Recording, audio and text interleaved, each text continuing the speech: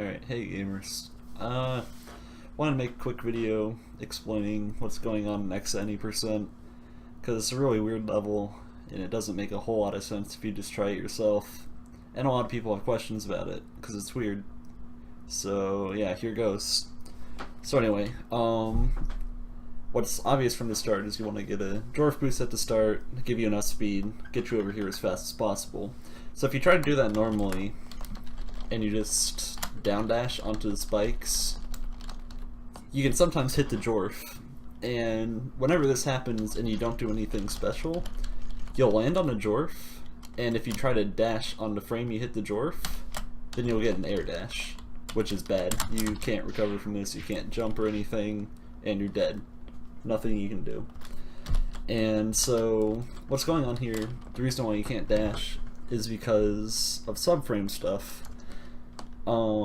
Basically whenever you land on this platform right here, you're going on and off the platform in less than a frame, and so by the time you can do a dash, you are already off the platform. So like right now, if I try to dash, I'll do an air dash because I haven't landed yet, and then I visually landed, but if I try to dash now, I'll get an air dash, and there's no in between there. You either air dash or you either air dash above the dwarf or you air dash to the side of it. So if you look at frame advance as well, or subframe advance rather, you can see on subframe 3 I'm landing on a dwarf, and then I'm off it in the next subframe, and then by the time the input frame comes around, I air dash. So what some people have done to be able to land on the dwarf on the frame, or on the proper subframe so you can actually dash, is you just kind of have to wiggle back and forth at the start. And honestly, it's really terrible. Like, it's variable. You have to like hold left for 2 frames and like a frame of neutral, and then dash like frame 4 or something. It looks really dumb. Like, I can show real fast the wiggle. If you look at the start, kind of go left and then right, and then I do it, and then subframe advance it. You can see they land on the dwarf, and then subframe 1 they're able to dash. And so that works, but it's slow. We can do better. So the solution was to abuse a weird property of downlights, aerial downlights more specifically. Whenever you do an aerial downlight, and you touch the floor in the middle of it, it gets cancelled. So like you can kind of see I'm starting a downlight. Let me frame advance it so I can show you better. Alright, so I start a downlight, and then a couple frames later hit the ground, and bam, my downlight is ended, and I can do any other action. The attack never comes out because it has been cancelled. This doesn't happen with side lights or anything, it's just downlights. It's kind of a weird quirk, don't really know why it happens, but it's a thing.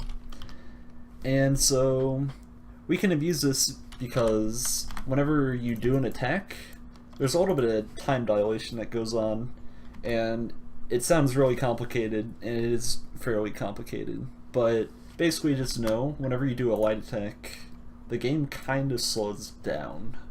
Like, it doesn't slow your character down, but kind of the environment around you slows down. So I have this purple flag set up just to show this off real fast. So if I just fall into there, it's like 1.2 consistently, but if I do a light in the air, then you can see it's a 1.266. I wasted a few, or I just kind of lost a few frames from doing the light. If I do a couple more, I lose even more time. But my character doesn't like change speed at all. It's just the game slowing down. It's really strange. But we can exploit this here to let us land on that dwarf on the proper subframe to let us dash. So to show this in action, give me 1 second, loading the replay.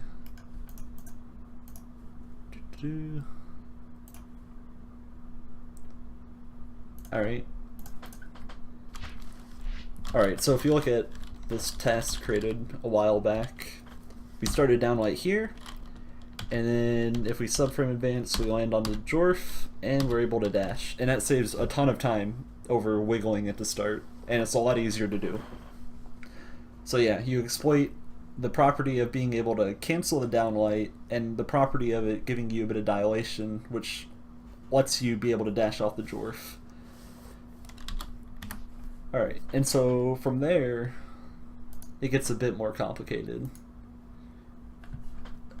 So from here, double tap gets involved.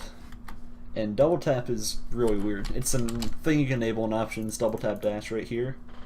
And basically what it lets you do is whenever you double tap a direction, it gives you a dash in that direction. This applies for sideways dashes, left or right, and for down dashes as well.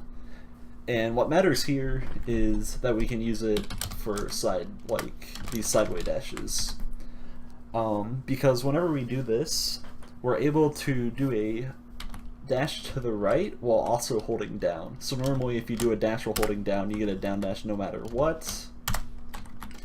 But if you do it using double tap and you double tap right, you can get an air dash like this while holding down. Which is important because, as I said earlier, you can only cancel down lights by landing on the floor.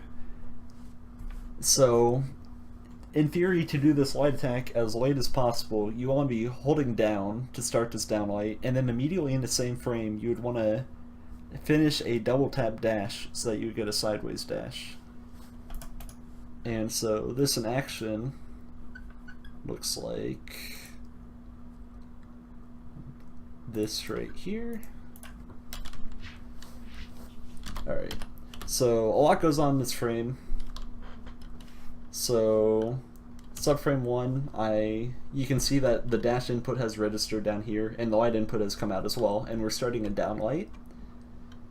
And so a couple subframes later, we land on the jorf and our down light gets cancelled, and we're also able to dash.